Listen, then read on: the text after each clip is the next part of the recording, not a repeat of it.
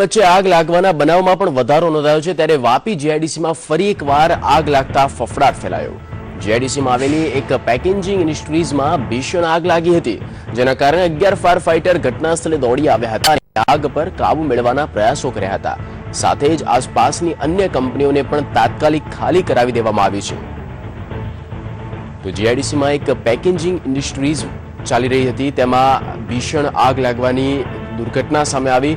આગનું એટલું વિકરાળ સ્વરૂપ જોતા આગ બીજી જગ્યાએ ન પ્રસરે તેને જોતા તાત્કાલિક ધોરણે ફાયર ફાઇટરનો કાફલો ઘટના સ્થળ પર આવી પહોંચ્યો છે।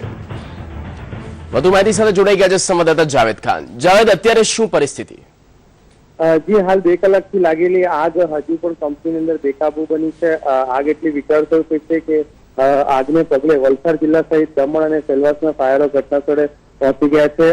ફાયરના જવાનો દ્વારા આગ પર કાબુ મેળવવા મશક્કત કરી રહ્યા છે, પરંતુ કંપની બંધ હોવાને લઈને કંપનીની અંદર ઘૂસવાના ઘણા પ્રયાસો ફાયર ઓફિસરો દ્વારા કરવામાં આવી રહ્યા છે।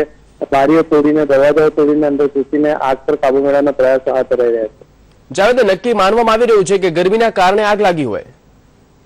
જે શોર્ટ સર્કિટના કારણે વહેલી સવારે આગ લાગી હોવાનું કારણ પહેલે વચ્ચે બહાર આવ્યું હતું।